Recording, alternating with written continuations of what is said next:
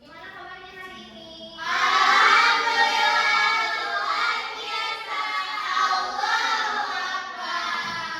Masih semangat nggak? Nah, sebelum ke pembelajaran, coba siapa yang mau memimpin doa? Boleh sebelumnya memimpin doa. Baik, sebelum kita mulai pembelajaran, marilah kita berdoa dalam hati masing-masing. Berdoa mulai. Amin. Berdoa dicukupkan. Nah, sebelum ke pembelajaran juga, siapa yang tidak hadir hari ini?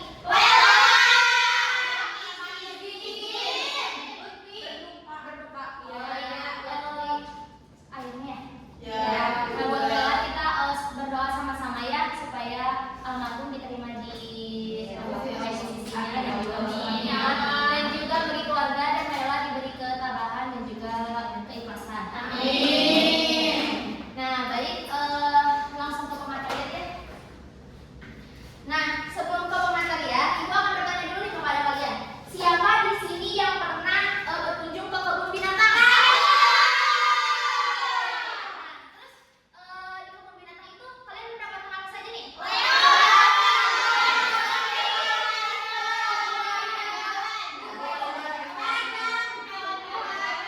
Nah, kenapa sih gitu ya? Di kebun binatang itu hewannya itu sangat beragam.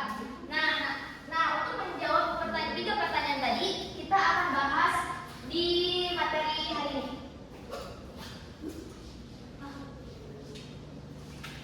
Yaitu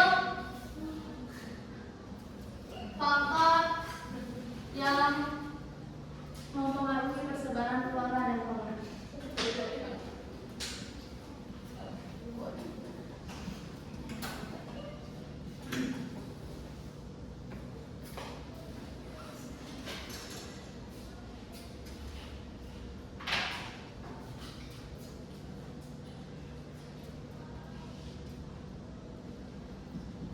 Nah, faktor yang mempengaruhi persebaran flora dan fauna ini ada 4.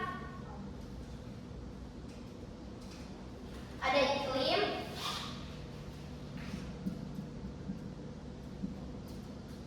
geografi,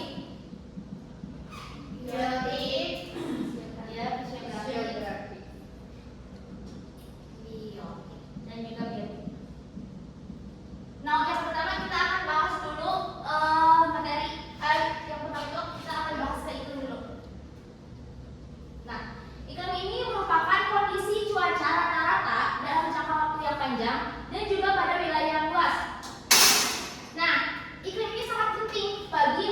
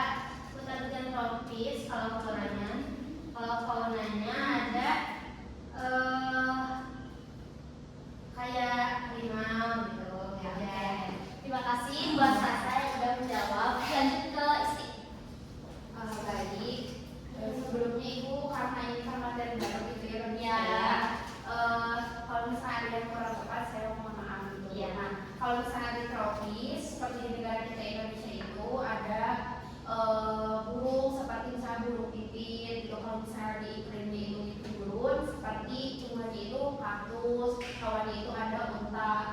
Oke, udah tepat ya Isti. Betul. Terima kasih. Ya. Kita lanjut ya. Ke tadi kan itu dibagi menjadi 5, ada suhu, kelembapan, curah hujan, angin, dan cahaya matahari. Nah, yang pertama kita akan membahas ke suhu dulu. Nah, suhu ini adalah tingkat panas atau dingin suatu tempatnya itu berbeda gitu ya. Nah, suhu juga berperan penting itu dari persebaran flora dan fauna. Kenapa? Karena setiap flora dan fauna ini memiliki kenyamanan di suhunya masing-masing gitu. Ada yang nyamannya di suhu dingin, ada juga yang nyamannya di suhu hangat gitu ya. Nah, tentu suhu di berbagai wilayah bumi itu berbeda-beda, dipengaruhi oleh beberapa hal. Yang pertama itu sudut sinar matahari, terus jarak dari laut, ketinggian tempat, dan tutupan lahan. Nah, daerah yang memiliki suhu yang tidak terlalu ekstrim, tidak terlalu panas, dan juga tidak terlalu kering, ini itu dapat akan kaya akan flora dan faunanya gitu ya. Berbeda kalau misalnya di suhu yang ekstrim gitu ya, si flora dan faunanya itu sedikit gitu. Nah, pada tumbuhan gitu ya, khususnya pada tumbuhan, suhu ini sangat menentukan jenis tumbuhan apa saja yang bisa tumbuh di suhu tersebut gitu. Nah, contohnya itu di kaki gunung. Nah, di kaki gunung ini kan udaranya itu rendah, jadi cocoknya itu tanaman padi seperti itu. Kemudian naik lagi ke atasnya, itunya kan udaranya itu dingin, jadi contohnya itu ke tanaman pohon pinus, terus teh gitu ya. Nah, lebih ke puncaknya lagi, puncak gunung, itu kan udaranya semakin dingin lagi. Nah, itu tidak bisa jarak gitu ya, pohon-pohon besar itu bisa tumbuh, hanya kayak rumput-rumput pendek atau juga dari lumut gitu. Nah, kemudian itu ada piramida ya, itu dibagi menjadi empat zona. Ada zona tropis, zona sedang, zona subarktik, dan zona arktik. Di mana zona tropis ini ada hutan tropis, hutan musim, padang rumput, daerah berpohon jarang, dan padang pasir. Di sedang ini ada hutan, daerah berpohon jarang, padang rumput, capera, padang pasir. Di subarktik ada taiga, dan di arktik ini ada tundra.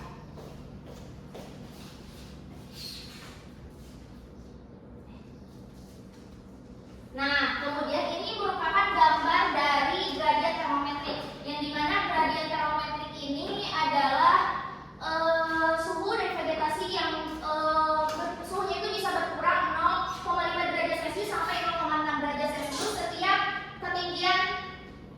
mengalami kenaikan 100 meter di permukaan laut. Nah, siapa yang mau menjelaskan atau menyebutkan dari gambar tersebut? Boleh angkat tangan. Saya. Silvia.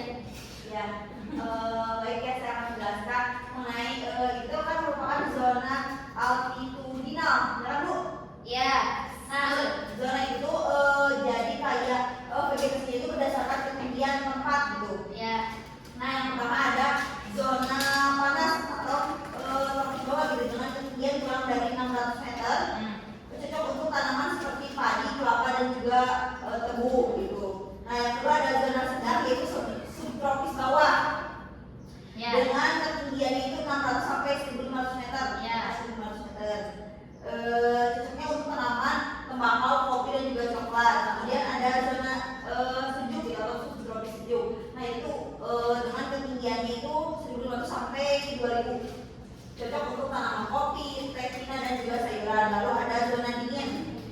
Nah, zona dingin ini di atas dari 2500 meter gitu, dan hampir tidak ada tanaman.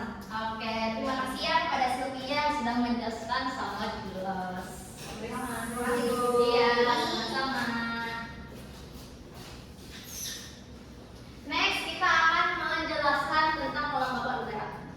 Nah, kelembaban udara ini adalah jumlah air yang terdapat di suatu udara. Nah, kelembaban ini dapat menentukan gitu ya, apakah wilayahnya itu lembab, basah, ataupun kering. Nah, cara menentukan kelembaban udaranya itu basah ataupun lembab gitu ya. Nah, kita itu bisa melihat gitu bahwa suatu wilayah itu misalnya sering terjadinya hujan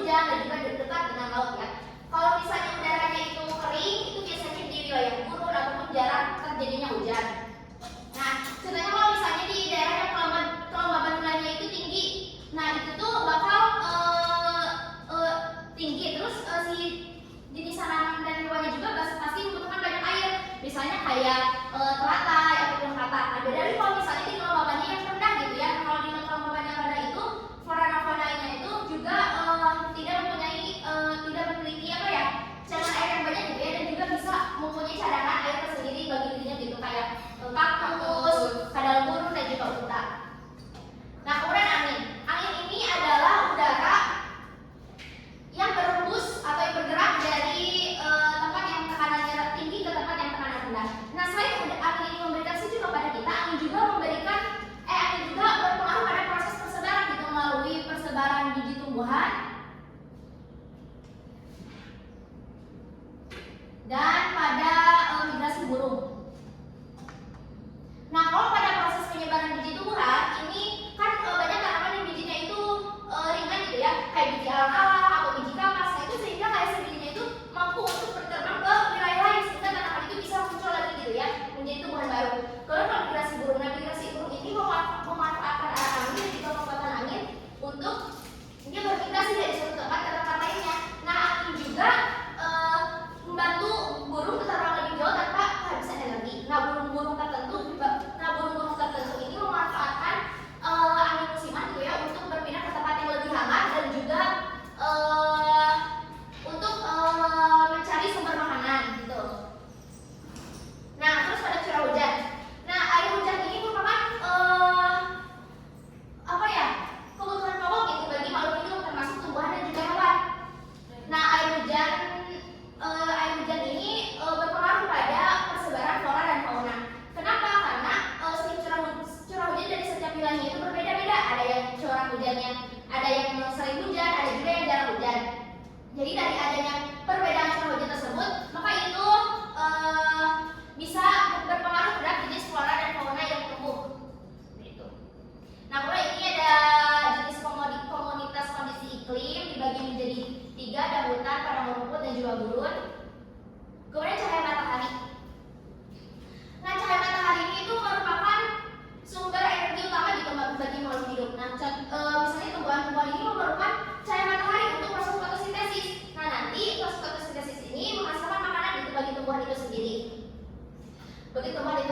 Nah, dari hasil fotosintesis itu dapat menghasilkan energi dan juga makanan bagi tumbuhan dan hewan itu sendiri. Seperti itu. Nah, kalau misalnya intensitas cahaya matahari di wilayah yang seperti wilayah tropis gitu ya, itu kan intensitas cahaya matahari yang masuk itu lebih banyak sehingga keanekaragaman hayatinya juga banyak. Tetapi kalau misalnya di wilayah kutub atau di wilayah pegunungan tinggi, itu kan intensitas cahaya matahari itu kurang sehingga keanekaragaman hayatinya juga sedikit gitu ya. Contohnya lumut gitu yang bisa bertahan di intensitas cahaya matahari yang sedikit. Nah, kemudian Davik. Davik ini adalah faktor yang berkaitan dengan struktur dan komposisi tanah ditemukan daerah tertentu ditempati oleh hewan dan tumbuhan, dan tanah ini merupakan komponen utama habitat tumbuhan maupun hewan. Jadi dari Davik ini misalnya ada contoh tanah humus. Nah, tanah humus ini itu subur gitu ya dan cocok untuk hutan tropis gitu. Berbeda lagi kalau misalnya di tanah yang pasir itu cocoknya untuk di tanaman gurun. Nah, selanjutnya ini ada peta persebaran tanah di Indonesia gitu ya. Nah, ini ada berbagai jenis tanah, cuma ibu mengambil satu saja. Contohnya itu ada tanah andesol. Nah, tanah andesol ini adalah tanah yang bisa ditemukan di pegunungan vulkanik yang tersebar di Sumatera, Jawa, dan juga Bali. Nah, karena berasal dari api vulkanik gitu ya, jadi tanahnya itu subur, cocok untuk hortikultura dan untuk hortikultura seperti buah dan sayuran. Nah, kemudian yang ketiga ada fisiografi. Fisiografi ini berkaitan dengan topografi untuk permukaan bumi yang beragam seperti ketinggian, kemiringan, drainase, dan tingkat erosi tanah. Dan fisiografi juga berpengaruh pada kondisi iklim dan endemik yang ditimbulkan. Jadi pada fisiografi ini, kalau misalnya di dataran tinggi, suhunya itu akan lebih rendah. Kalau misalnya di dataran rendah, suhunya itu cenderung akan lebih panas gitu ya. Nah, beda lagi kalau misalnya ada di lereng yang curam, itu kan rawan erosi. Nah, pasti jenis tumbuhan itu pasti berbeda dengan tanah yang datar ataupun tanah yang subur gitu. Nah, terus berpengaruh pada kondisi iklim juga, berpengaruh pada kondisi iklim di suhu dan juga curah hujan. Terus juga berpengaruh pada endemik ke tanah dan juga ke kualitas tanahnya itu sendiri. Nah, ini ilustrasi relief di permukaan bumi, ada gunung, lembah, dataran, sungai, bukit, danau, dan dataran. Kemudian yang terakhir ada biotik. Biotik ini merupakan faktor makhluk hidup ya, mencakup manusia, hewan, dan tanaman.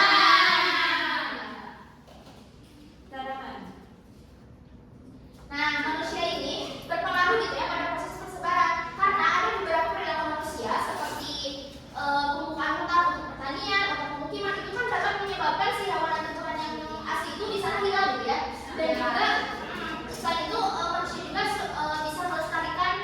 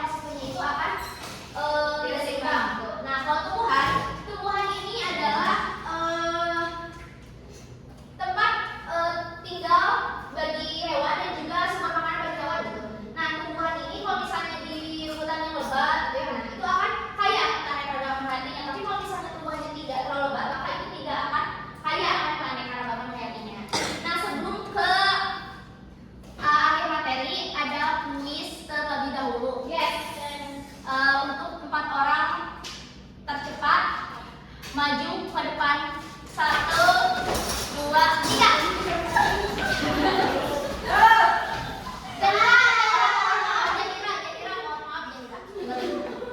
Mau siapa dulu? Kamu dulu, aku dulu. Pilih salah satu.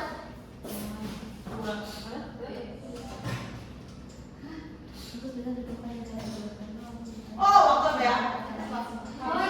Nah, ini per waktu itu 30 detik per soal maksudnya. Iya. Cepat. Iya. Yeay.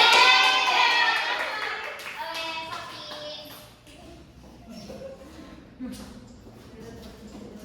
Ui. Faktor. Dua. Jadi